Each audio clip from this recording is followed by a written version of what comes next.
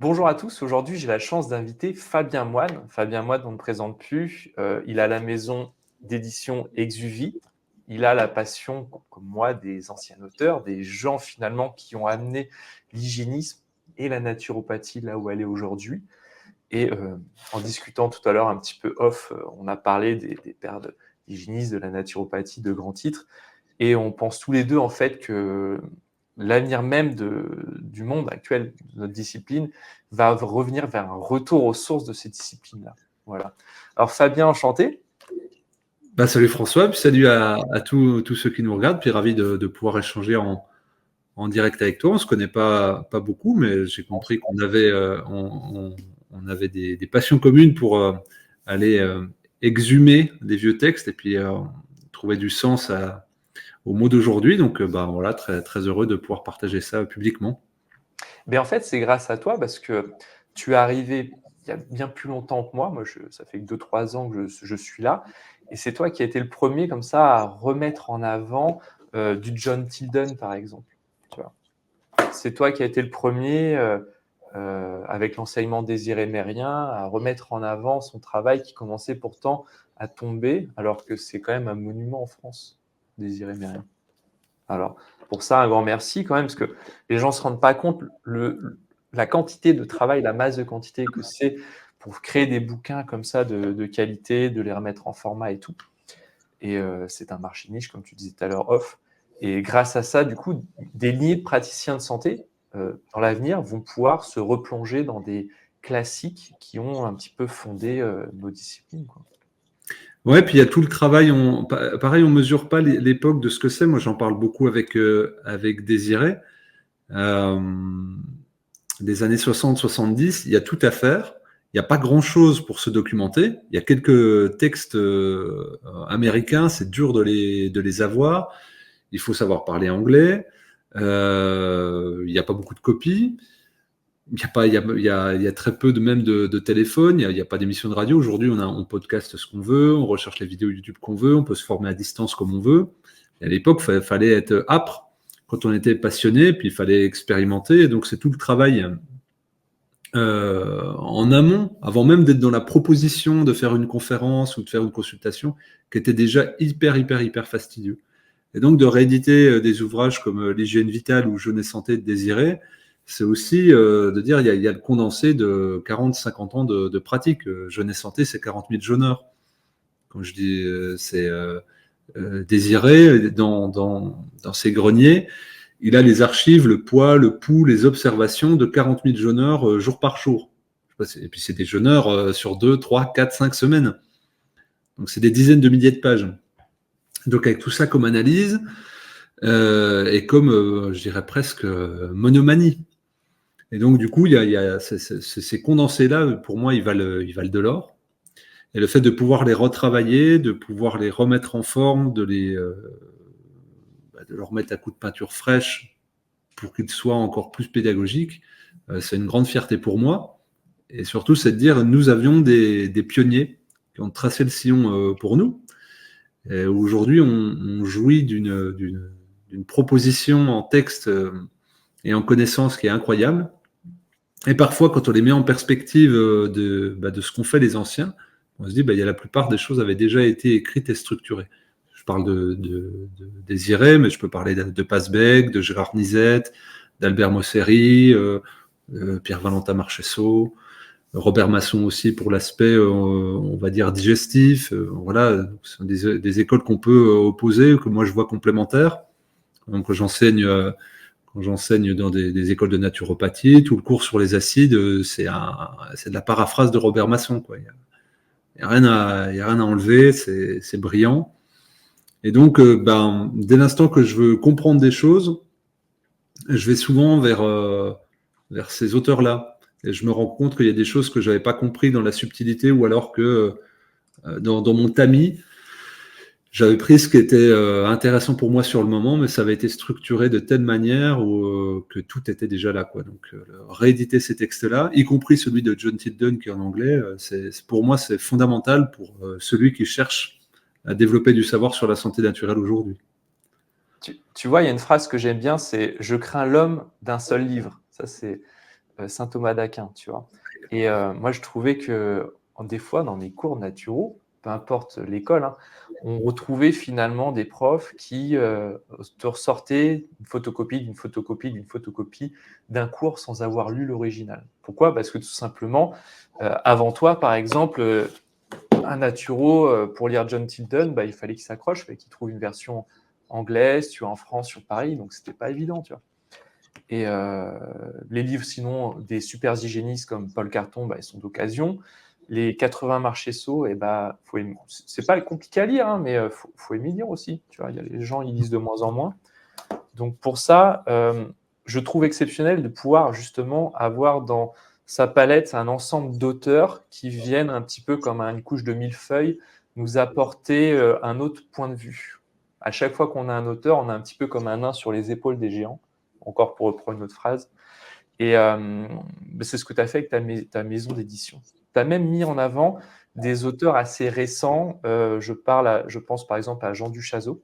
Moi, j'ai eu la chance de le rencontrer. Je suis allé le voir. Je lui ai dit, quand il travaillait encore sa dernière année dans le 17e, je lui ai dit, on prend 4-5 consultations ensemble et je veux apprendre, en fait. Je suis là pour apprendre. C'est une personne qui est incroyable. Et pour les praticiens de santé, hygiénistes ou naturaux, avoir un petit peu le point de vue de Jean Duchazot sur l'endocrinopsychologie, c'est excellent. Et puis toi, tu l'as mis en avant avec un de tes bouquins. Ouais, j'ai édité donc sur la thyroïde et le mystère des émotions, qui était son dernier livre. Mais je lui ai demandé de rééditer Ces glandes qui nous gouvernent, qui est pour moi un ouvrage qui m'a fracassé le cerveau il y a quelques années. Et j'ai compris tout un tas de choses. Ça a élargi mon champ de lecture et donc mes réflexions en consultation. Et donc, du coup, je lui ai dit, pareil, il faut mettre un coup de peinture. Là, il est vieillot, quoi. Il a 32 ans. Et on a rajouté des textes dedans. Il m'a demandé, il faut que tu fasses la préface. Donc, j'étais très honoré. C'est quelqu'un avec qui une complicité s'est vite créée, alors qu'on venait d'approches différentes. Quand je lui ai parlé de l'hygiénisme et du jeûne, il me dit, je vais me mettre au jeûne. Je vais essayer. À plus de 70 ans. Donc voilà, c'est quelqu'un qui prend et qui réfléchit et qui apprend constamment. Et donc, du coup, on a pu faire ce travail aussi de réédition. On a refait sur les profils et les endocriniens, sur les 4 tempéraments dominants. On a refait les dessins avec une amie, Lucie Pleuvinage. Voilà, on a refait tous les dessins pour vraiment affiner aussi. Et j'adore ça. J'adore autant éditer des nouveaux livres que de rééditer. Parce que pour moi, c'est honoré aussi. Chaque réédition est l'occasion d'honorer le travail d'une personne. Et juste pour faire encore une petite parenthèse sur le travail du coup de Jean Duchazot, et avant lui Jean Gauthier d'ailleurs, qui était son précurseur, c'est que maintenant, par exemple, on retrouve des auteurs, je pense par exemple à le docteur Hertog, qui te montre avec des pavés comme ça toutes les études, exactement les mêmes profils psychologiques qu'on retrouve chez Jean Duchazot. Tu vois, donc on arrive à trouver des études, des choses très cartésiennes sur la même approche, études à l'appui. Donc c'est vraiment génial en termes de lecture. Bon, je voudrais aussi parler d'autres facettes de ton travail. Tu es aussi connu comme Désiré Mérien pour avoir travaillé sur la biorespiration, le jeûne, mais aussi sur tout ce qui touche aux sources de l'hygiénisme. Tu es actuellement la figure, entre guillemets, française de l'hygiénisme. Tu vois. J'ai repris dans ce que tu dis, il y a une filiation avec Désiré que j'honore systématiquement. Et sans rien qu'il me demande, je lui ai dit, j'honorerai ton travail jusqu'à mon décès, parce que c'est ce que j'ai ressenti. Lui, en réponse, il m'a dit, je te demande juste de venir à mon enterrement en échange de tout ce qu'on a échangé. C'est quelqu'un qui m'a énormément donné, beaucoup, beaucoup, beaucoup, de temps, de savoir, de transmission. Et j'ai vu la qualité de l'enseignement, la rigueur et également la justesse vis-à-vis des autres pratiques, c'est-à-dire les limites de l'hygiénisme.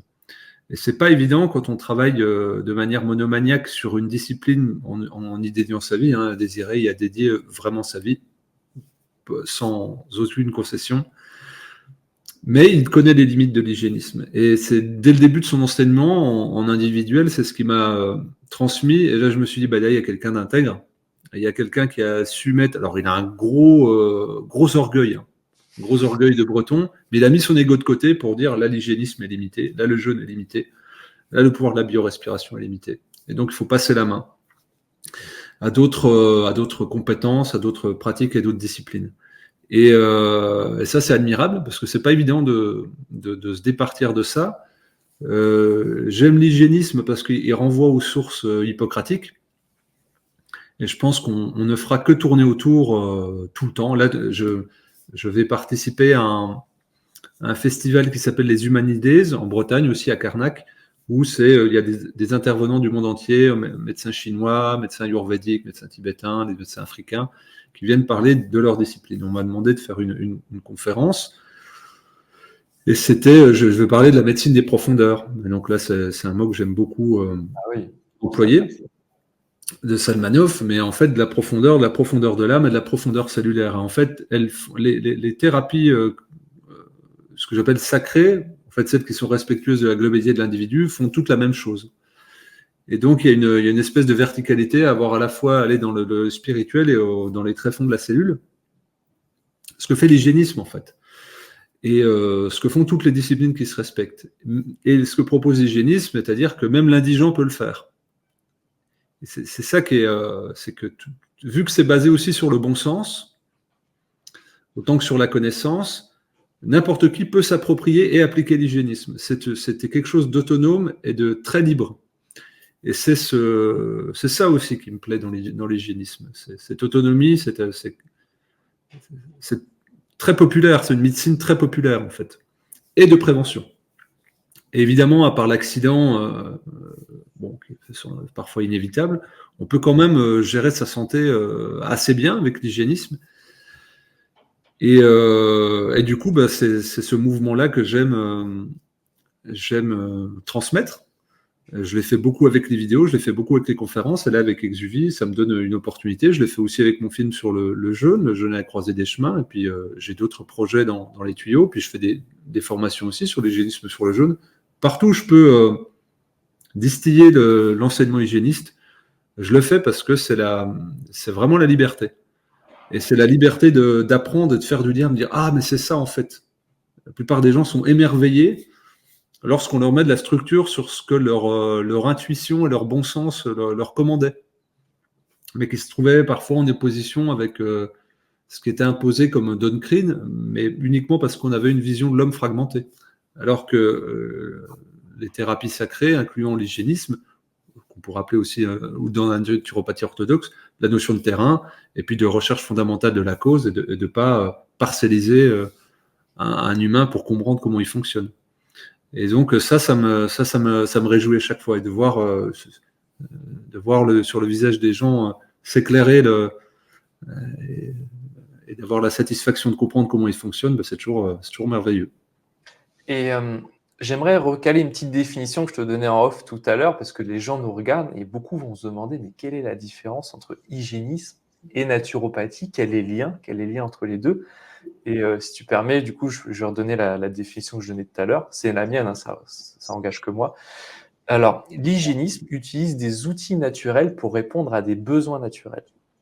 La naturopathie utilise des outils naturels et, à défaut, des outils artificiels pour répondre également à des besoins naturels. Mais tant bien que mal, on utilise les deux.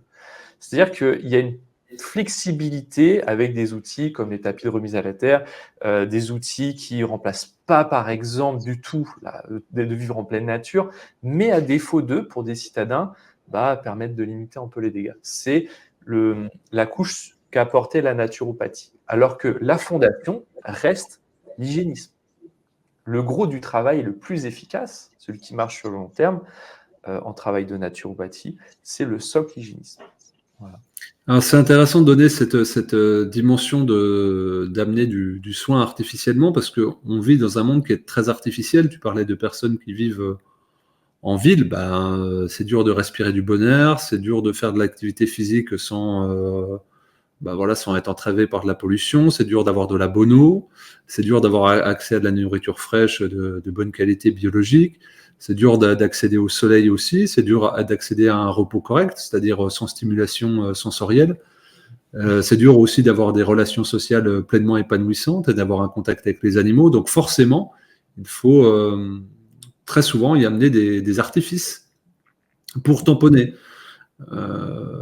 Et donc, en fait, c'est la question du contexte. C'est pour ça que je parlais que l'enseignement hygiéniste s'arrête dans son exclusivité au contexte de l'individu.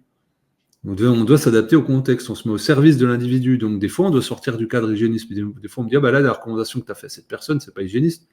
Oui, mais elle ne peut pas appliquer un mode de vie hygiéniste. Donc, on va pas pouvoir faire un travail là où il n'y a pas de possibilité. Et donc, c'est pas se raconter des histoires, c'est pas chercher la voie de la facilité, c'est suffisamment être en discernement pour voir les espaces où on peut intervenir avec quel outil. Il y a une sorte de priorisation, un modèle pyramidal où on a le socle hygiénisme, la deuxième partie naturo, et à la fin la naturothérapie où on fait de l'allopathie verte à défaut de. Et on priorise systématiquement la pyramide, on n'a pas besoin du sommet, et le sommet ne vient que s'additionner uniquement si le mode de vie finalement ne nous donne pas les moyens. Exactement, je suis d'accord avec ça, ouais. Mais malheureusement, aujourd'hui, autre sujet avec les réseaux sociaux, avec Instagram, avec tout le business derrière, dont je suis aussi un membre, j'ai aussi une part de responsabilité comme beaucoup, les gens ont tendance à voir la pyramide à l'envers où on met les compléments alimentaires. Voilà, on revient finalement à une forme édulcorée parce qu'on ne sait plus ce que c'est l'hygiénisme, on ne sait plus ce que c'est la naturopathie. Et toi, du coup, tu redis aux gens, écoutez, il y a des choses qui ont été faites, revenez aux basiques. Ouais, aux fondamentaux, puis de se réapproprier sa santé, puis de ne pas se parcelliser. Il y a quelque chose qui s'appelle la naturothérapie, ce que tu appelles aussi l'allopathie verte. Et donc, ça a permis un essor d'une forme de santé naturelle, mais en oubliant l'enseignement des fondamentaux. Et donc, ce qui fait que pour beaucoup de personnes, quand vous parlez de naturopathie, on n'entend pas l'enseignement de Pierre-Valentin Marchesso ou d'André Pasbec, par exemple, mais on va entendre le fait de pouvoir prendre du Ravinsara lorsqu'on commence à avoir la gorge qui se gratte, à mettre de la lavande aspic sur les troubles de peau ou des choses comme ça, en oubliant de même regarder ce qu'il y a dans l'assiette ou quels éléments stressants pourrait y avoir. Et moi, j'enseigne depuis une dizaine d'années dans plusieurs écoles de naturopathie, 4, 5. Et du coup, j'ai vu les profils évoluer chez les étudiants en venant chercher un mimétisme allopathique, c'est-à-dire symptôme égale remède en face. Et du coup, en étant complètement égaré lorsqu'il fallait commencer à apprendre la notion de terrain et la notion de cause fondamentale. Et c'est important de bien distinguer les deux, parce que sinon on voit, moi j'ai beaucoup d'élèves qui m'ont dit ouais, c'est rétrograde, c'est vieux jeu, c'est passéiste, c'est dogmatique. Non, c'est un peu exigeant, il faut apprendre, de la même façon qu'il faut apprendre l'anatomie, la physiologie, la biologie cellulaire, toutes ces choses-là qui sont fondamentales. Et en effet, je pense que les premières conférences ou causeries que je mettais sur Internet, c'était juste des audios qui duraient parfois 2h30, 3 heures. Et qu'aujourd'hui, pour la même problématique, et ça se finissait rarement par des réponses définitives, mais plus avec des questions, et qu'aujourd'hui, il faut en moins d'une minute apporter une réponse à un problème. Donc, évidemment, il faut savoir quelle pédagogie on va adapter à quel moment. Parce que le oui mais ou le ça dépend, sur une minute, c'est compliqué. Et sur le fait de questionner toutes les causes fondamentales, ça l'est encore plus. Donc quand on parle par exemple d'endocrinopsychologie, une étude de terrain, si une anamnèse demande 1 heure, 1h30 à être faite, c'est pas pour rien. Et on a le même problème aussi au niveau de l'homéopathie, ou d'une homéopathie uniciste, où c'est entre 45 et 1h30 d'anamnèse, on passe à de l'homéopathie pluraliste avec remède homéopathique avec la dilution adaptée en fonction du symptôme. Ce qui est une exception française totale. Dans le monde, il n'y a pas de pluralisme comme ça. Et donc, c'est une façon de consommer de la santé qui ne permet pas d'accéder à la compréhension fine et à la connaissance. Ça peut être une porte d'entrée, mais ça ne constitue pas, on va dire, une évolution. On remplace un médicament chimique synthétique par quelque chose de naturel synthétique. Mais c'est la même application avec des effets secondaires possibles et avec l'illusion de se soigner mieux. Alors c'est peut-être moins pire en effet, mais on ne peut pas dire que c'est mieux parce qu'il n'y a pas de recherche fondamentale. Si je suis dépendant de la lavande aspic, si je suis dépendant de l'huile essentielle de menthe poivrée, si je suis dépendant de la tisane ou X ou Y chose, c'est que je n'ai pas réglé le problème et ça c'est une investigation qui me revient. Et soit en lien avec de la connaissance, soit avec un praticien qui va savoir faire preuve de discernement et pas d'une vision symptomatique. Je pense que notre époque est une époque de grandes décisions et où à prendre. Et par exemple, si je dis le naturopathe va être conseiller en santé naturelle, va être poussé à cela. Maintenant, quand je fais des interventions auprès de naturopathes, je leur dis quelle est la plus-value que vous avez par rapport à Google ou ChatGPT. Foncièrement, comment soigner l'herpès de manière naturelle? Vous allez avoir un ChatGPT qui va vous sortir un agglomérat de solutions, de baumes, d'onguents, de tisanes, d'huile essentielle, que vous pourrez faire. Hein. Je l'ai fait, moi. Comment? J'ai publié, en fait, j'ai fait une publication où je posais une question à ChatGPT. Donne-moi, par exemple, la pratique d'un naturopathe pour telle et telle pathologie, tu vois. Et c'était complètement ça. C'était de la bobothérapie complète. Ouais. Ouais, et donc du coup, mais c'est ce qui est fait aussi parfois. Donc, je veux dire, on va être poussé à quoi? Eh bien, revenir à une expérience, un audit, une anamnèse, une connaissance que l'intelligence artificielle ne peut même pas entrevoir du tout. Et c'est ce qui fait la singularité du praticien, avoir cette finesse, cette acuité, cette intuition, cette expérience qui ne peut pas être transposable et être irréplicable. Ça me fait penser, tu vois, un petit peu à l'époque où les paysans, tu vois, ils avaient le savoir de leurs chevaux, de leurs vaches, ils savaient comment le regard de la vache était pétillante, comment le poil était saillant. Ils savaient interpréter tout ça, que ce soit pour le milieu animal ou même le paysan avec sa vigne, il savait interpréter les signes. Ça lui a demandé une vie d'études et une vie de retour d'expérience à pratiquer, à pratiquer, pratiquer. Et il avait des résultats. Aujourd'hui, on est tellement à être dans un mécanisme où on vient te séduire par des analyses biologiques, par quelque chose de très cartésien. Voilà, c'est tel truc. C'est comme si on parlait finalement de santé avec un langage de mécanicien de bagnole, tu vois. On essaye de cartésianiser un petit peu la santé. C'est très intéressant, c'est des choses qui se font.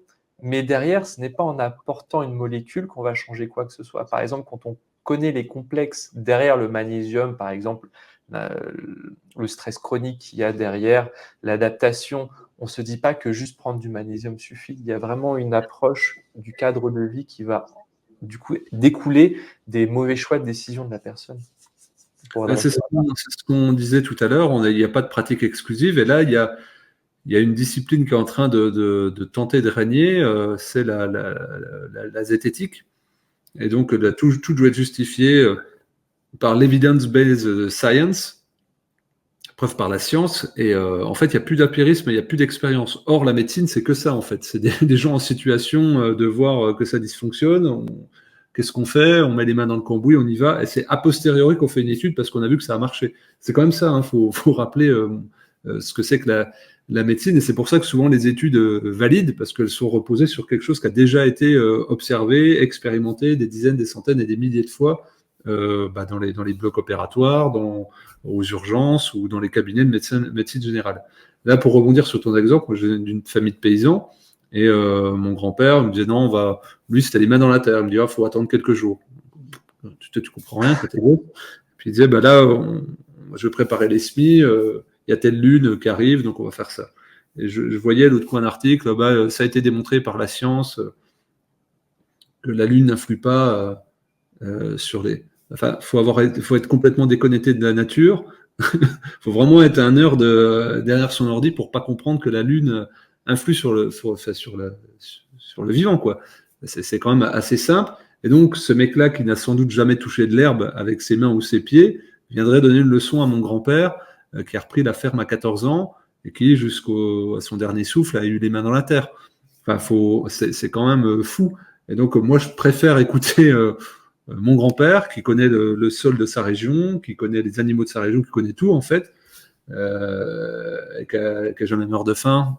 Voilà. Tandis qu'à quelqu'un qui n'a jamais fait pousser une pomme de terre et qui n'a que des études en PDF, avec des abstracts en anglais, pour expliquer que mon grand-père a tort. Et aujourd'hui, c'est ça, en fait. De la même façon qu'on me dit à chaque fois le jeu ne marche pas, mais maintenant il y a plein d'études, et en fait vous avez plein de personnes qui ont amélioré, donc c'est faire fi de 3000 ans de jeûne à travers le monde, comme c'est faire fi d'observations diététiques depuis Hippocrate sur les humeurs. Je vais faire une petite vidéo drôle je l'ai déjà enregistré, sur Michel Simès. Il dit les toxines ça n'existe pas. Il dit quand même un truc, il y a un prix Nobel en 2016 de médecine sur l'autophagie. L'autophagie, c'est le fait de manger ces déchets métaboliques. Si une toxine, c'est pas un déchet métabolique, je ne sais pas ce que c'est. Donc en fait, vous avez des dogmes comme ça, qui ne se mettent pas à jour, qui ne se confrontent pas au réel, et qui arrivent à perdurer. Et du coup, ça révèle aussi une imposture intellectuelle.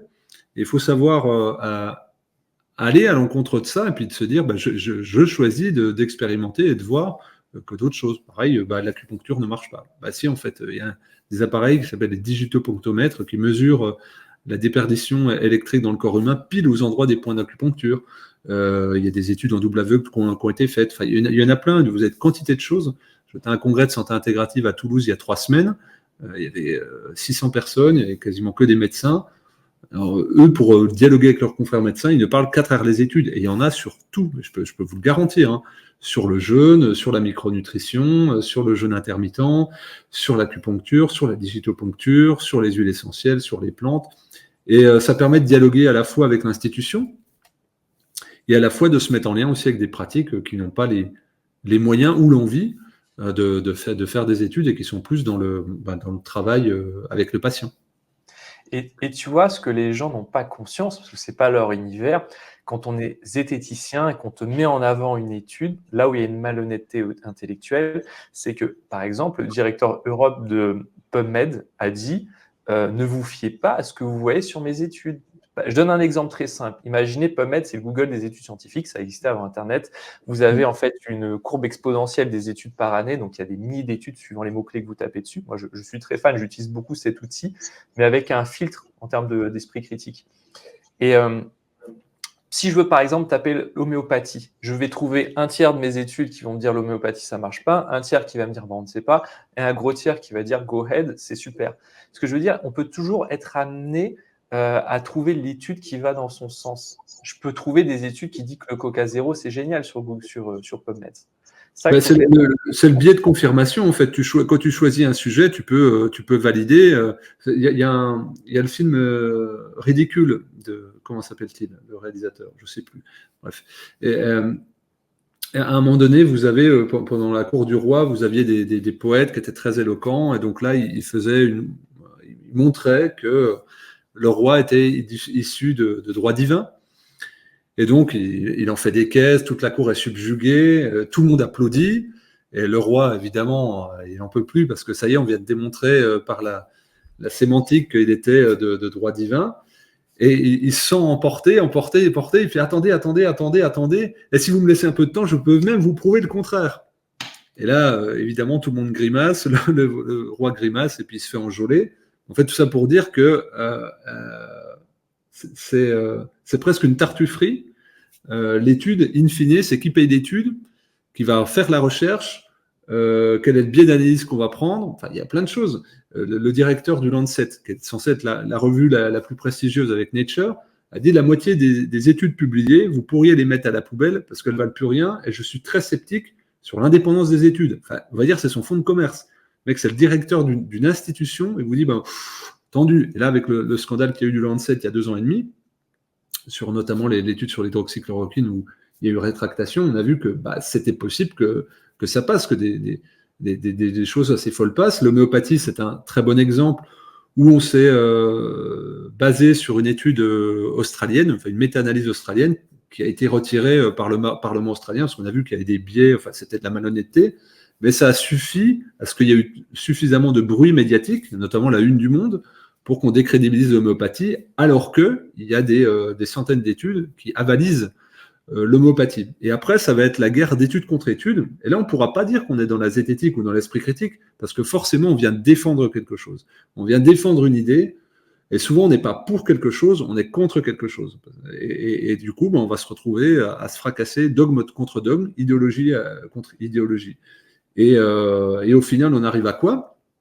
À ce que ces institutions-là qui recherchent les dérives sectaires soient elles-mêmes en train de devenir sectaires. C'est-à-dire à ne plus s'ouvrir vers le monde, à ne plus participer à des débats. Ils n'invitent personne, ils travaillent qu'entre eux, ils refusent le débat public, par peur peut-être. Et donc, du coup, ça, c'est la dérive sectaire. C'est-à-dire de s'isoler, de défendre une opinion, d'avoir des financements publics, et puis de ne pas se mettre en lien avec les autres. Voilà, alors que les tentatives de l'homéopathie, de la naturopathie, de la médecine chinoise, de se mettre en lien avec les institutions, de faire des maisons de santé intégratives ou des maisons médicales pluridisciplinaires, elles sont évidentes. Donc il y a d'un côté l'ouverture qui est pourchassée pour, on va dire, sectarisme, et de l'autre la fermeture qui est vue comme on va dire, l'apanage du savoir. Le savoir sans se mettre en lien, c'est compliqué. Moi, je dirais sur les études qu'on a un outil qui est à la base qui est formidable, vraiment, vraiment formidable, quand il est utilisé à bon escient avec vraiment une honnêteté intellectuelle, et qui pour moi peut être validé uniquement si le fond est vérifié par le strate des générations. Si quelque chose a été vérifié depuis, on va dire, 2000 ans, je pense à la médecine chinoise, la nature et tout, c'est que ça fait 2000 ans que des générations testent, voient que ça fonctionne. La nature n'aime pas l'inutile. Quelque chose qui a fonctionné depuis 2000 ans continue de fonctionner, c'est que les gens l'ont expérimenté. Les gens n'ont pas dépensé leur argent depuis des milliers d'années dans des choses inutiles. Donc, voyez ça comme le meilleur filtre. Et rappelez-vous, Pierre-Valentin Marchessault, il disait « le bon sens fait le bon sens fait le bon sang ». Voilà, le bon sens fait le bon sang. À un moment donné, vous voyez ce qui a marché depuis des générations, ce qui est resté, et c'est le meilleur système de filtration. C'est assez darwinien comme méthode, je trouve, et ça fonctionne. Ouais, moi je suis entièrement d'accord avec ça. La médecine chinoise, elle a 5000 ans, la Ayurveda a 3500 ans. Là, vous voyez, et en fait, c'est en situation de tension. C'est-à-dire que quand le luxe de la réflexion idéologique n'existe pas. Moi, j'ai étudié en Inde, j'ai été dans des hôpitaux de santé intégrative en Inde où vous aviez des chirurgiens, des médecins qui proposaient des plantes en médecine ayurvédique. Ils avaient une plasticité à le faire étonnante, mais qui était basée sur le bon sens et la nécessité. C'est-à-dire, il y a un engorgement du système hospitalier, il y a des indigents, il faut les soigner, et comment on fait? Quel est le moyen le plus rapide, le moins coûteux, et qui va faire que les séjours sont moins longs? Il y a des fois, ça sera la médecine traditionnelle ayurvédique, et des fois, ça sera la chirurgie. Eux, ils n'ont pas de problème avec ça. Et donc là où il y a un effondrement par chasse aux sorcières de l'homéopathie, qui arrive à survivre après 250 ans, le travail d'Hahnemann, il date d'il y a 250 ans, et ça a été une chasse aux sorcières répétée en Europe et surtout en France, eh bien, vous avez une explosion de l'homéopathie et des cliniques homéopathiques en Inde. C'est-à-dire que eux, ils disent, ouais, vous nous l'avez apporté. Notamment, il y a eu des résultats, le travail d'Albert Kolkemoun, qui est un ami, qui avait été sur l'intoxication à l'arsenic. Donc, il avait participé à détoxiquer des centaines de milliers de personnes qui étaient gravement malades de l'arsenic. Grâce à l'homéopathie, il y a eu des études, il y a même un documentaire qui s'appelle L'eau du diable qui a été fait, que vous pourrez trouver sur Internet si vous avez un moteur de recherche efficace. Et en fait, ça explose là-bas. Parce qu'ils disent, ça coûte rien l'homéopathie à faire. Donc nous, c'est une aubaine, parce qu'on a des centaines de millions de pauvres. Donc on peut les soigner, parce qu'on sait que ça marche.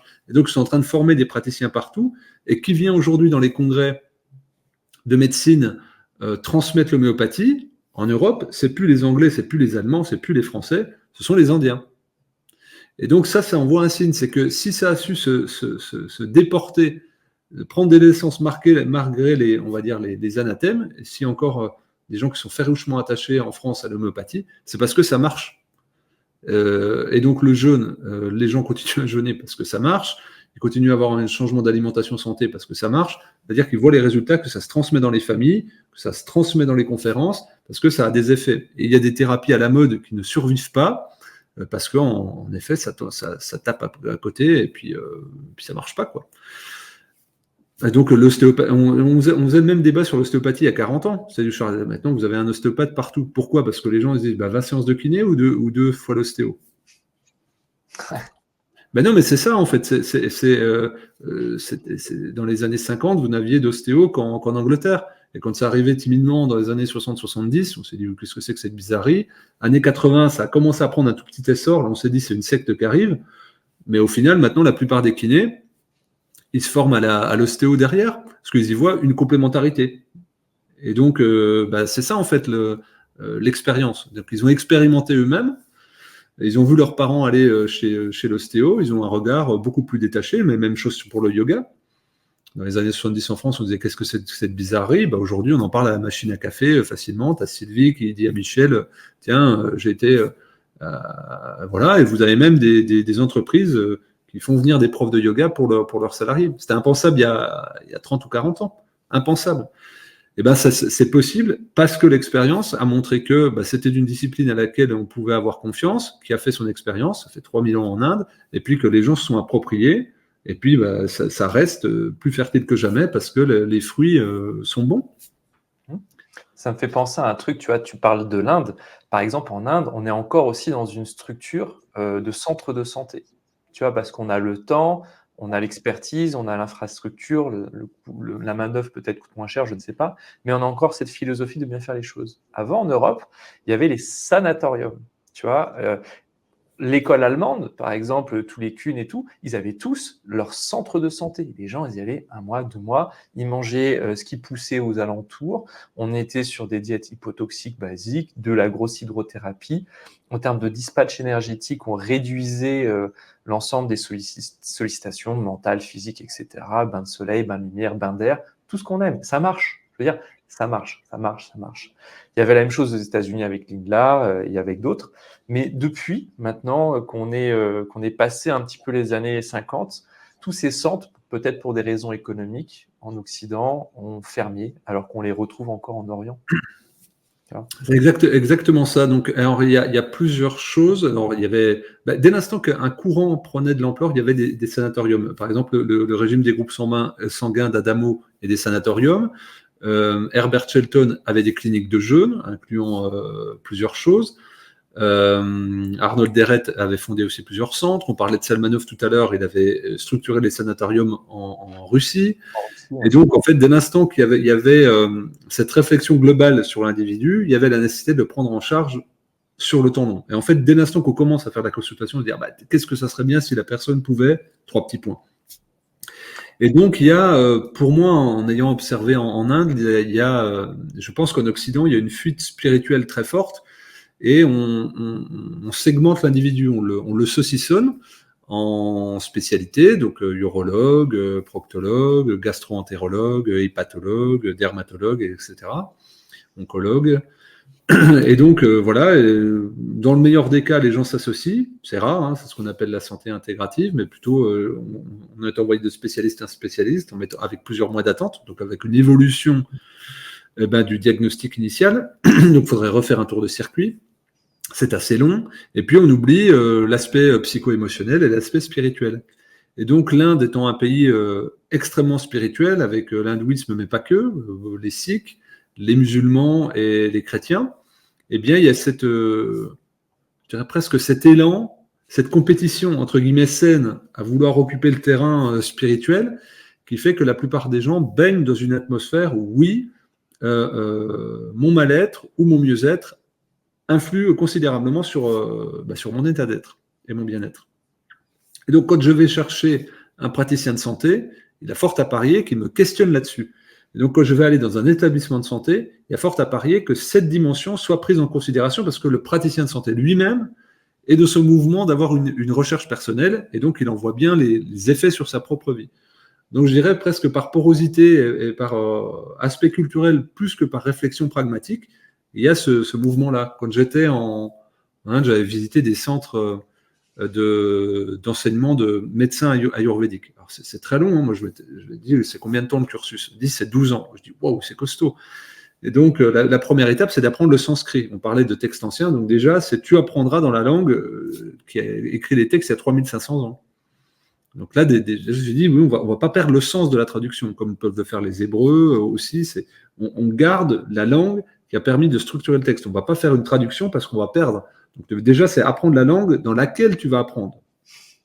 Et ensuite, cet apprentissage-là, ça va commencer, on va te faire de l'astrologie, de la cosmologie. Et donc, on se dit, parce que l'être humain appartient, alors astrologie, pas divination, hein, influence des astres sur le caractère humain, incluant la Lune, n'en déplaise aux zététiciens, du coup. Et donc dire, bah oui, parce qu'en fait, nous venons de l'univers, nous sommes des poussières de l'univers, nous sommes des particules de l'univers, donc nous devons comprendre dans quel milieu nous évoluons. Donc on part du plus grand pour aller jusqu'au plus petit, la cellule. Et donc on fait déjà ça. Et j'avais trouvé ça admirable. Alors c'est très confrontant, hein, lorsqu'on est occidental, il faut se mettre le cerveau à l'envers pour essayer de comprendre le concept même. Et les livres que j'avais de médecine ayurvédique, ils commençaient par, c'était quasiment de la poésie à chaque fois, parce que là, on fait appel à quelque chose qui est très profond, qui est à racine d'homme en tant que tel. Et donc, sous-entendu, si on ne prend pas cette racine d'homme en considération au premier lieu, le soin ne pourra pas exister. On pourra exister au niveau symptomatique, mais ça ne sera pas du soin. Ce sera du bien-être temporaire. Et je pense que cette dimension-là, nous l'avons égarée en Occident par l'hypermatérialisme dans lequel nous sommes, et aussi dans la course au temps et au rendement dans laquelle nous sommes confrontés. C'est-à-dire vite, rapide, pas cher et pas chiant. Et donc forcément, on ne peut pas faire de la qualité avec toutes ces contraintes-là. Et c'est pour ça que la médecine traditionnelle chinoise m'inspire beaucoup. Là, d'ailleurs, petite exclusivité pour toi, François. Personne n'est au courant. Là, je lance une nouvelle collection avec Exuvie, les essentiels de la santé intégrative. Et le premier ouvrage, c'est sur la médecine traditionnelle chinoise par Jean Pellissier, qui m'a enseigné, formé et certifié à la digitoponcture. En fait, c'est pour ouvrir la réflexion, pour dire nous sommes plus complexes. Et donc là, on va parler Ayurveda, on va parler médecine chinoise, on va parler homéopathie. J'ai un très grand homméopathe avec qui on est en train d'écrire un ouvrage. Nous allons chercher aussi dans la même collection un ouvrage sur l'explication scientifique du processus métabolique du jeûne par un directeur de recherche du CNRS. Ça, les zététiciens seront contents aussi, tout le monde sera content. Et en fait, le but, c'est de dire, voici la complexité et les différentes approches et moyens de lecture qu'on peut avoir d'entreapercevoir un humain. Et en les agrégeant toutes, peut-être qu'on peut esquisser un début de compréhension de ce qu'est un homme, incluant la dimension psycho-émotionnelle et spirituelle qui est négligée en Occident.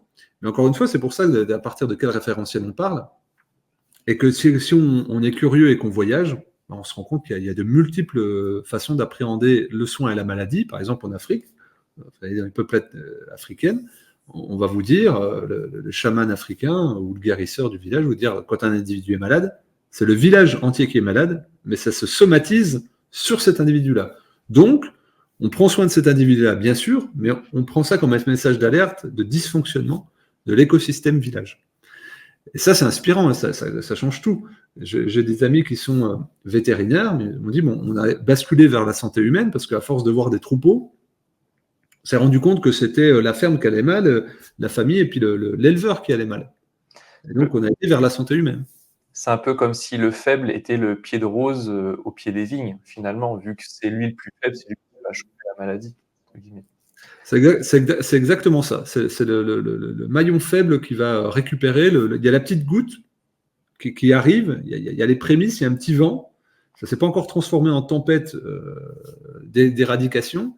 Il y a un petit vent qui n'affecte pas trop les autres, mais le plus faible, lui, il va déjà somatiser.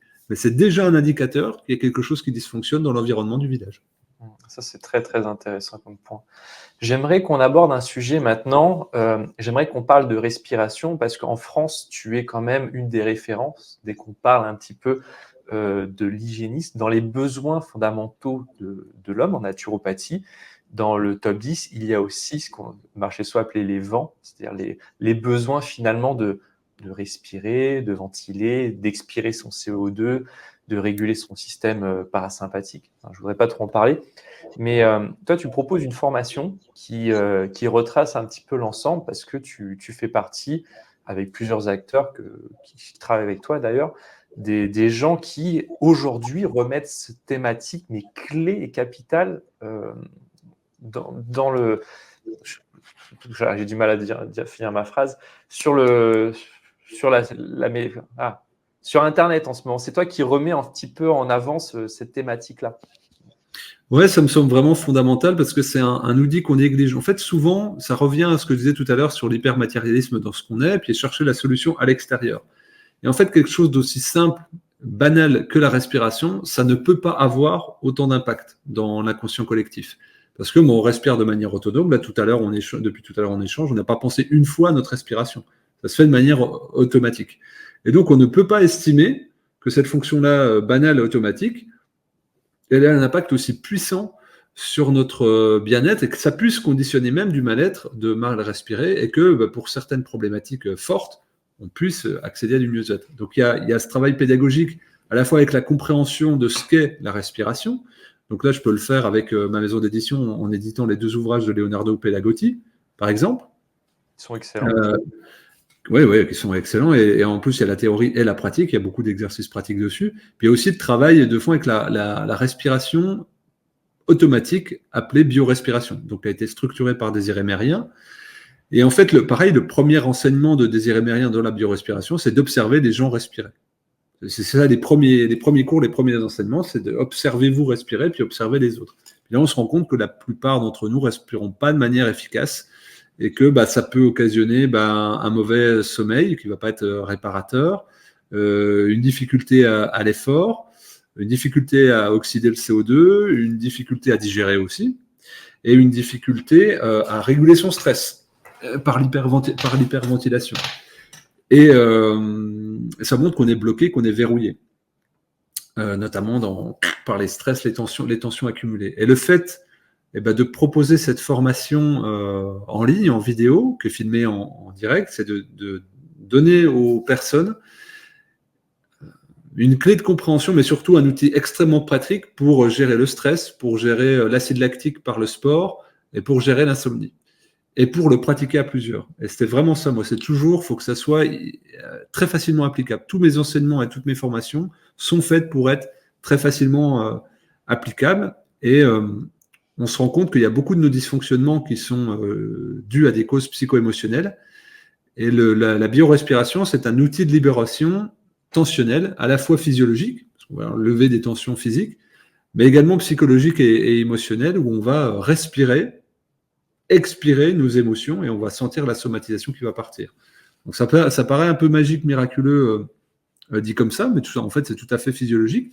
Quand on remarque comment fonctionne l'hypothalamus et le thalamus, et on voit qu'ils génèrent des déchets acides, produisent des acides lorsqu'il y a un événement qui est reçu comme stressant et qui va se somatiser à tel ou tel endroit du corps. Et donc, cette somatisation, on peut l'atténuer, qu'on le dit de manière symptomatique, mais la cause fondamentale, c'est un dysfonctionnement émotionnel qu'on va pouvoir libérer par le souffle. Et en ça, c'est un outil que je trouve extraordinaire. Et c'est pour moi le meilleur outil de désacidification de l'organisme. Parce qu'en ayant une respiration soutenue, on se désacidifie. Il faut l'émonctoire poumon, et pareil, pour moi, trop négligé en santé naturelle. Complètement. Bien trop négligé. Moi, c'est une de mes thématiques aussi quand je faisais les consultations, c'est que il y a Samanov qui en a parlé, il y a Anish qui en a parlé, Paul Carton en a parlé, Désiré Mérien, magnifique ce petit bouquin du coup sur la biorespiration en a parlé. Tu régules effectivement tes acides métaboliques, tu régules ton expiration de CO2. Mine de rien, la première manière et la plus efficace de réguler sa balance acido-basique. Quand on meurt noyé, on ne meurt pas d'un manque d'oxygène, on meurt d'une acidose, d'un excès de CO2. Ça, c'est un petit détail. Le cycle de Cori, pour recycler ces acides métaboliques, tu as besoin d'oxygène. Ce mouvement de diaphragme qui va bouger, comme Samanov dit, de 4-5 cm, il vient masser tous les viscères, vient masser ce foie qui est une véritable pompe hépatique, une éponge qui a besoin de cet appui. Les viscères, la zone du petit bassin. Tu regardes systématiquement chez les nanas, dès qu'il y a des troubles de la zone du petit bassin, des troubles hormonaux, régulièrement, tu trouves un diaphragme bloqué.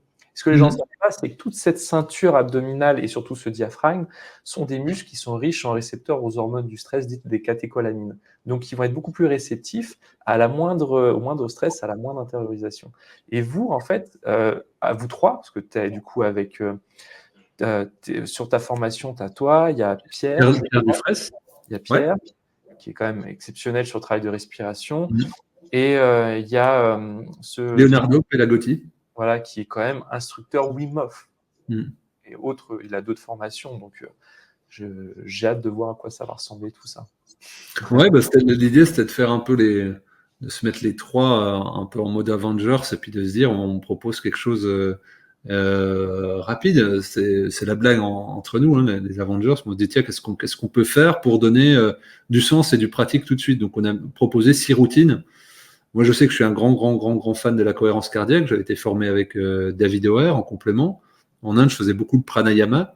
Et donc là, c'était la biorespiration et la cohérence cardiaque. Et Pierre Dufresne, lui, c'était l'apnée, justement. Et puis, quand on marchait, la respiration pendant la marche. Comment bien s'oxygéner. En fait, il y a une sous-respiration. Je parlais d'ostéopathie tout à l'heure. La plupart des ostéopathes, maintenant, ils commencent, ils vont regarder le diaphragme. Bon, allez, on va déjà débloquer ça. C'est presque routinier. Ben oui, vous avez un problème au viscère. Si le diaphragme est bloqué, c'est pas bon. Toute la chaîne va pas être bonne. Et malheureusement, on est dans des êtres cumulatifs. Je pense qu'on accumule beaucoup. Et que quand ça lâche maintenant, ça lâche pas pour de rien. C'est pas des petits symptômes, c'est que ça explose et c'est arrêt de travail, burn-out, etc. Parce que tension accumulée trop forte et capacité de résilience très faible. Et donc la respiration, pour moi, c'est à la fois possibilité d'agir dans l'urgence, mais aussi de travailler sur du chronique en prévention. Et c'est un outil que je trouve merveilleux, et on est autonome, on peut le faire partout. Vous pouvez le faire à la salle d'attente, dans les transports en commun, dans votre lit, partout. Vous pouvez le faire après votre sport. C'est merveilleux, quoi. Et ressources inépuisables. Et comme je vois le temps passe, je voudrais aussi aborder un sujet qui fait partie du coup de tes compétences les plus importantes, le jeûne aussi. Je passe un peu du coq à l'âne. Toi, du coup, comme on disait, comme tu étais formé par Désiré Mérien, qui est, il me semble, le Français qui a fait le plus jeûner de gens en France, que tu as repris le flambeau. Aujourd'hui, dans cette thématique-là, tu es vraiment la référence, entre guillemets. Et je sais que tu as créé une formation à ce sujet aussi. Oui, c'est pour jeûner chez soi. Le but, c'était, je me suis rendu compte avec le temps et l'expérience, j'ai encadré plus de 1000 personnes uniquement à l'eau, et j'ai formé plusieurs dizaines d'accompagnateurs de jeûne aussi. Et en fait, il manquait, il y a 3 choses. Les gens cherchaient, c'était comment bien descendre alimentaire, comment je vais me faire encadrer, puis comment ça va aller au niveau émotionnel, les compulsions alimentaires, ça. Même question sur la reprise, est-ce que je vais pas aller vers la boulimie, est-ce que je vais bien faire? Et puis, comment je peux comprendre les symptômes que j'ai dans mon corps? Bah, du coup, j'ai fait une 50aine de vidéos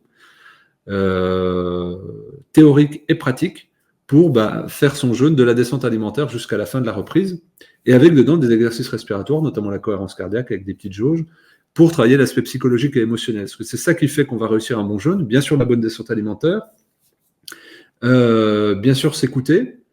Alors, il y a toutes les clés de compréhension pour comprendre tous les travails des émonctoires, les symptômes qu'on peut avoir, mais l'aspect psychologique et émotionnel et comment c'est cadré, comment prendre des notes.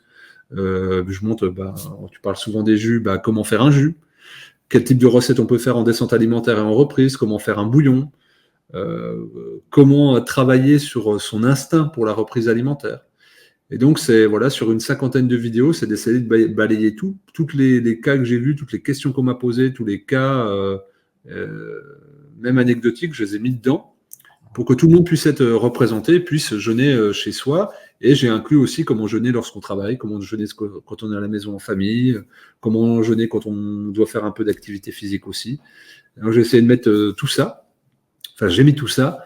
Et avec toute l'expérience, avec une approche hygiénisme, une ouverture aussi, avec un petit effort minimal, pour que les gens puissent jeûner de manière autonome et sécurisée à la maison, puis en ayant les meilleurs résultats possibles. Tu parlais de diversion énergétique tout à l'heure, les sanatoriums, en expliquant ce phénomène-là, que quand on jeûne, on va essayer de se mettre dans les meilleures conditions, de ne pas hyper stimuler l'organisme pour qu'il puisse se consacrer au maximum au jeûne, et donc expliquer ça physiologiquement, comment préparer. Voilà, donc ça me plaît beaucoup, quoi. Et puis, juste pour faire un petit teasing par rapport à cette formation-là, les gens, en fait, ils pensent qu'ils peuvent jeûner en toute sécurité, mais ils n'ont jamais entendu parler de cétone, d'acétone, cette production d'acide qu'on peut avoir dans certains cas, qui donne une haleine de pomme un peu aigrelette. Tu veux en parler en quelques minutes, juste pour faire Oui, En fait, souvent on me dit, mais oui, mais on peut, tout le monde jeûne, donc il n'y a pas besoin de conseils pour jeûner, parce que c'est naturel. Je dis, ok. Bah, souvent quand une femme me dit ça, je dis, est-ce que tu as accouché à une maternité ou chez toi? Voilà, donc accoucher c'est naturel, on le fait depuis l'aube de l'humanité, mais du coup pourquoi on a besoin? Eh bien parce que dans certains cas et dans d'autres mondes modernes en particulier, eh bien on a perdu certains réflexes naturels et que du coup on ne sait plus trop les appréhender. Et du coup quand je fais ce parallèle-là, ça fait un peu réfléchir. Et donc oui, en fait, est-ce qu'on est capable de faire une bonne descente alimentaire? C'est la première chose. Et est-ce qu'on est capable de gérer la crise d'acidose? C'est autre chose. Et puis, il y a des gens qui disent oui, mais sur Internet, tout le monde dit que. Je dis oui, mais les gens, si tout le monde leur dit que c'est facile de jeûner, est-ce que tu viendras, toi, témoigner de ta difficulté ou de ton échec? Ben non, parce que tu passeras pour un idiot. Donc, en fait, c'est pour ça que je dis il y a un biais de confirmation dans les témoignages sur Internet où, en fait, ceux qui sont ultra satisfaits ou qui ont vécu l'expérience comme hyper agréable témoignent, mais les autres ne vont pas venir. Par contre, ils vont envoyer des messages en privé, en DM, ou m'appeler, ou demander une consultation parce que ça passe mal, et je peux vous dire qu'il y en a beaucoup. Beaucoup, beaucoup, beaucoup. Et petite référence, à petite parenthèse, pour la cure de Moritz ou de Clark pour le foie. Il est marqué, il n'y a pas d'effet secondaire. Je dis, mais moi j'ai eu au moins une quinzaine de personnes qui m'ont contacté pour des effets secondaires, incluant des hospitalisations. J'ai même interviewé quelqu'un sur ma chaîne avec un calcul bloqué dans le cholédoque. Ça arrive, je dis, bah, c'est dingue, donc ils viennent que vers moi, ces gens-là, je me récupère les échecs que personne n'a. Et en fait, non, parce que dans les témoignages, ça va toujours bien. Sauf que, ben non, on va dire, c'est pas parce que c'est naturel que ça se passe toujours bien. Donc il y a le système nerveux, il y a le système endocrinien, il y a comment se passe le système digestif. Et en effet, cette crise d'acidose qui est au paroxysme des symptômes qu'on a au quotidien, des fois, elle peut être vécue de manière très âpre, très douloureuse. Donc, soit on ralentit le jeûne, soit on l'interrompt, soit on se fait accompagner avec pédagogie, mais ça peut être des maux de tête très forts, ça peut être des vertiges, des grosses suées, des grosses nausées, voilà, des grosses douleurs articulaires qui se réveillent aussi, ou des douleurs tissulaires, et c'est pas rien. Et j'ai vu des sportifs de haut niveau qui avaient l'impression de connaître leur corps, qui géraient leur diététique et qui se sont effondrés dans les premiers jours de jeûne parce que leur système nerveux n'était pas aussi efficient qu'ils le pensaient. Et donc là, fallait réajuster le jeûne. Donc voilà, c'est pas parce que c'est naturel que c'est 100% bon. Hein, c'est ce que oui, je parlais d'homéopathie. Un mauvais remède donné en homéopathie uniciste peut vous faire exploser en symptômes. Et là, vous devez aller avoir recours à l'allopathie. Et ça arrive, quoi. Et ça, parce que moi, je connais des homméopathes unicistes entre praticiens en échange. En fait, c'est toujours ça. Et là, j'en reviens à Internet. Il faut faire attention. Moi, par exemple, les 2 derniers mois, tous les week-ends, j'étais en congrès avec des médecins, des praticiens de santé. Donc, on échange entre nous. Puis vous échangez avec des gens qui ont 60, 70, 75 ans, désirés 90 ans. Donc, ce cumul-là d'expérience, ça vous amène à l'humilité et à la sagesse. Et c'est pas parce qu'on croit on a envie de croire en disant ça c'est le remède miracle et ça va faire ça, il n'y a pas d'effet secondaire. Ça ne marche pas comme ça. Si on estime que chaque individu est particulier, spécifique, avec une histoire particulière, une génétique, des émotions, etc., on ne peut pas systématiser un résultat ou anticiper, on va dire, le fruit de l'expérience. Et donc, ça demande de l'accompagnement, de la pédagogie et parfois même de la prudence. C'est pour ça que ce genre de formation, finalement, et même si vous êtes praticien de santé, et surtout si vous êtes praticien de santé, est vraiment indispensable. Parce que on n'apprend pas, je trouve, le jeûne que à travers les bouquins, mais aussi à travers surtout l'expérience des autres, le parler, le feedback par rapport aux symptômes. Je suis très fan de biofeedback. Ouais. Et je pense que dans ta formation, du coup, on va retrouver énormément, par rapport à tes témoignages, cette thématique de biofeedback. C'est ça. Je parlais de Mosseri et de Désiré Émérien. Mosseri, lui, il goûtait la salive des jeûneurs. Je ne sais pas si vous vous rendez compte. Est-ce que vous êtes prêts, vous, à goûter la salive des personnes pour savoir où en est leur crise d'acidose, par exemple? Désiré, lui, donc j'apprenais le jeûne à nature et vue dans son sang. Donc il y avait un enseignement théorique. Je jeûnais, donc j'expérimentais en même temps. Il y avait aussi la transmission d'expérience. Et puis, à un moment donné, il me dit tu l'as vu, lui, dans la chambre 23? Non, va le voir. Je vais le voir. Qu'est-ce que tu en penses? Qu'est-ce que tu dis? Après, t'as touché? Tu fais. Vous ne pouvez pas le voir dans un livre, ça.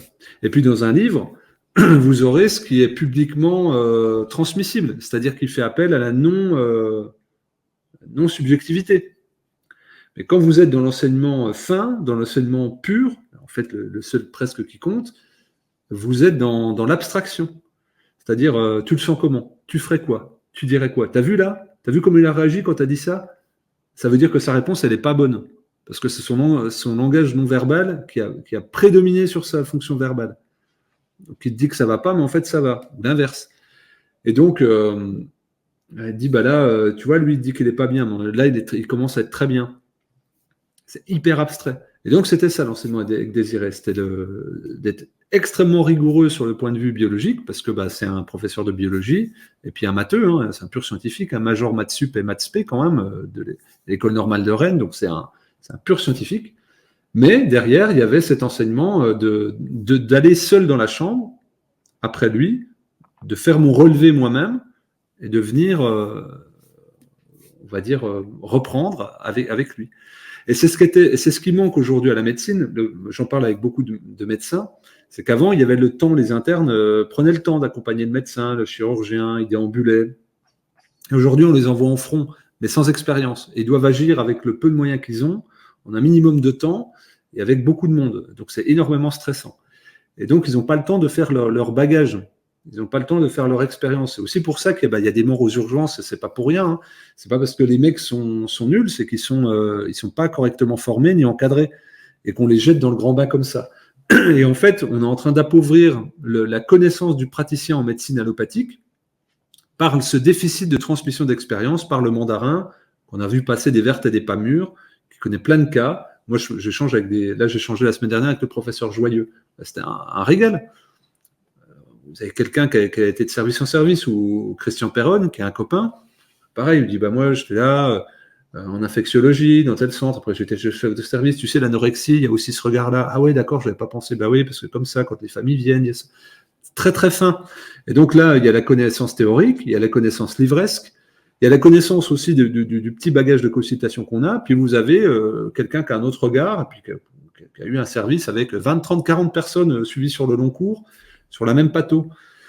Et donc, bah, ça fait augmenter la connaissance. C'est pour ça que j'aime beaucoup me rendre dans des congrès, des séminaires, parce que des fois, ça vient fracasser nos croyances. On a l'impression que tout s'effondre, mais qu'en fait, pour passer à un niveau de savoir supérieur, il faut savoir passer par cette étape-là de vaciller, puis d'avoir l'impression de rien comprendre, parce que ce n'est que ça. Et la santé intégrative, qui est pour moi la santé de demain, elle n'est faite que de cela, de limitation de savoir, et d'ouverture à l'autre, et puis de se dire, là, je vais me mettre en retrait pour que l'autre agisse. Et le jeûne, c'est essentiellement ça. C'est une adaptation à un processus naturel homéostasique qui est à la fois prévisible et imprévisible. Et donc, il demande une bonne acuité et une bonne relation de confiance et une intimité avec la personne elle-même. C'est-à-dire que quand je jeûne, je dois être à l'écoute de mes symptômes. Et c'est dur, parce qu'on est plus en plus détaché de nous-mêmes. C'est pour ça que je parlais du yoga de la respiration, qui nous renvoie à l'intérieur, qui nous rend plus aptes, quand on est en lien avec de la thérapie ou un praticien, à pouvoir communiquer et communier avec ce qu'on vit. Et aujourd'hui, quand on fait une anamnèse, on se rend compte qu'on a de plus en plus de difficultés à communier de ce qu'on ressent, parce que ce sont des éléments très brouillons. Voilà, je sais que j'ai essayé de balancer beaucoup de choses qu'on arrive en fin d'enregistrement, mais c'était de renvoyer à ça. Si vous voulez un bon praticien de santé, vous devez déjà avoir une bonne relation avec vous-même pour savoir communier avec lui. Il ne faut pas attendre que lui décèle tout. Il ne peut pas faire tout seul, il a besoin de vous. Et donc, si vous n'êtes pas à l'écoute, vous ne pouvez pas avoir un soin de qualité, parce que vous n'allez pas être en bonne correspondance avec l'autre. Et inversement, pour le praticien de santé, on n'est pas un guérisseur ou un sauveur, on peut faire que 50% du chemin, donc il faut faire de l'éducation à la santé pour que la personne, elle s'initie à elle-même, à partir avec des fondamentaux tels que la respiration, la diététique, le repos, l'enseignement, la relation sociale, la recherche spirituelle et l'épanouissement artistique. Et une fois qu'elle contacte cette chose-là, vous pouvez dialoguer avec l'ensemble de sa personne. Mais si on reste sur le plan uniquement matérialiste, on aura très peu d'effet. Et on va du coup retomber vers du symptomatique, qui soit allopathique ou ou naturel, mais finalement insatisfaisant par rapport à ce que représente le soin au sens le plus noble du terme. Et c'est pour ça que c'est pertinent, tu vois, d'avoir autant de lectures, d'avoir fait ce que tu as fait, le travail personnel de lecture, le fait de les remettre en avant.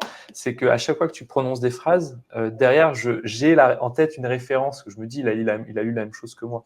Du coup, tu arrives à avoir une approche vraiment avec, à chaque fois, comme ça, une personne qui se fait comme un nain sur les épaules des géants, à avoir, tu vois, plusieurs points de vue de monstres, dans le bon sens du terme, qui étaient par exemple Désiré Mérien, qui était Tilden, ces gens qui ont une vie entière finalement, ils n'ont pas écrit un livre en 6 mois, quoi, et qui ont fait des études derrière. Et c'est ça que tu nous apportes avec tes formations, avec également tes bouquins, c'est que tu nous permets d'être sur ce message old school. Je rappelle une phrase de Paul Carton, il disait « Le meilleur médecin est celui qui écoute et suit la force vitale. Il se fait ministre de la force vitale », la phrase exacte. Et ce que tu disais, c'est que aussi bien le praticien de santé doit avoir ce prisme-là, peu importe finalement ses origines, peu importe d'où il vient en termes d'études, et la personne qui se fait soigner doit aussi participer à être également à l'écoute des forces qui sont actuellement au sein de son organisme en train d'essayer de lutter, de réparer, de créer de l'inflammation. L'inflammation n'est pas une problématique, mais une solution pour s'en sortir. Donc, il faut être à l'écoute, l'intelligence du corps. Et ça, c'est une dimension très ancienne, Hippocrate, Pythagore. On revient sur des bases. Bon, là, on a fait 1h07. Alors, j'invite du coup les gens à aller sur le site de Fabien Moine pour voir ces 3 formations, parce qu'on est quand même sur les fondations d'hygiénisme. Je veux dire, ça, c'est, je pense, la première chose à commencer si vous êtes praticien de santé ou néophyte, parce que je pense que c'est le socle de tout dans notre discipline. Ensuite, tu as fait une formation sur la biorespiration. Ça, c'est si vous êtes praticien de santé, vous ne pouvez pas passer outre la thématique de la respiration lors des consultations et d'apporter des outils. Et le jeûne, on a beau dire ce qu'on veut, le premier outil diététique. Le jeûne est la meilleure des assurances vie. Encore une fois, des épaules carton. Il aimait bien les punchlines comme ça. Et c'est vrai qu'il était assez créatif. Et bien là, l'outil du jeûne est toujours d'actualité. C'est un outil extrêmement puissant dans la pratique du naturo, de l'hygiéniste. Donc, foncez sur ces formations et allez faire un tour sur Exuvie, parce que c'est là où vous trouvez comme ça des petites mines d'or qui vont traverser le temps. On n'est pas sur des bouquins à DLC, à date limite de consommation, comme on peut voir aujourd'hui quand on va à la FNAC. Je suis désolé, les amis. On est sur des bouquins qui perdurent à travers les années. Ça, c'est des bouquins, je suis sûr que Désiré Mérien, sur celui-ci, il a passé peut-être 10-15 ans avant de l'écrire. Tu vois. Ouais, il a écrit de 77 à 90. Voilà. À 92. 77 à 92, ouais. Voilà. Donc 25 ans. 25 ans de recherche et d'écriture, donc chaque mois est pesé. Moi, je relis Jeûne et Santé, je connais par cœur. Hein. Je me dis, mais comment il a fait pour l'écrire aussi bien?